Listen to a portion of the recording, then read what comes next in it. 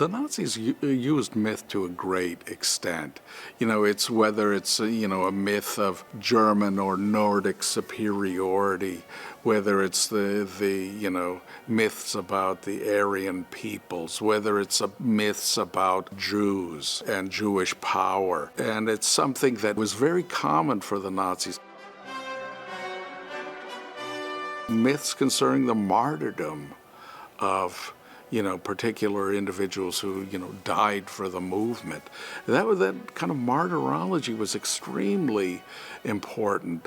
And they linked that to the war as if the Nazis that died fighting to overthrow the German government were somehow like the fallen dead from the First World War, and to create this, that they continue to live on.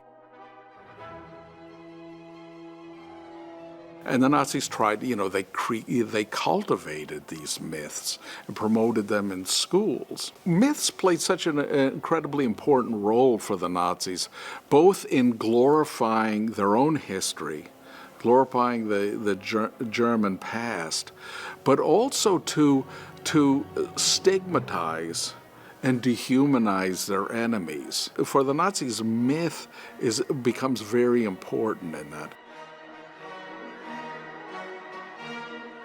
Adolf Hitler wasn't somebody who, wanted to go back, like there were those Nazis that glorified the ancient German tribes and stuff like that. That wasn't Hitler's. Hitler wasn't a firm believer in that, but he glorified what he saw, the great things of Western civilization, ancient Greece, Rome, etc., and the kind of monuments, the great empires that were created, which he also saw as part of, being built by Aryans, that myth that the Aryans created great civilizations throughout the world. And this was, very potent for not only the Nazis, but for people in Germany, the importance of myth.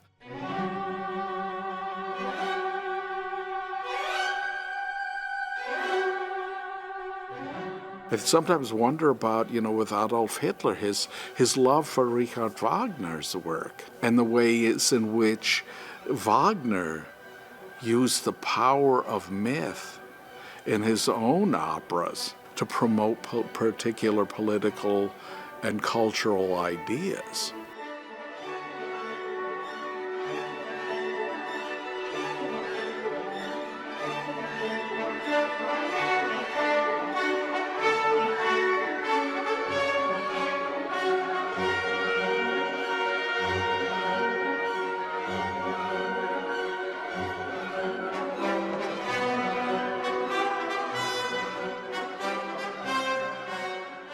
Hitler is somebody who's influenced by the past. He's influenced by a lot of Wagnerian myth, Wagnerian music, Wagnerian staging. All kinds of things affect the way he perceives things and the way he used propaganda.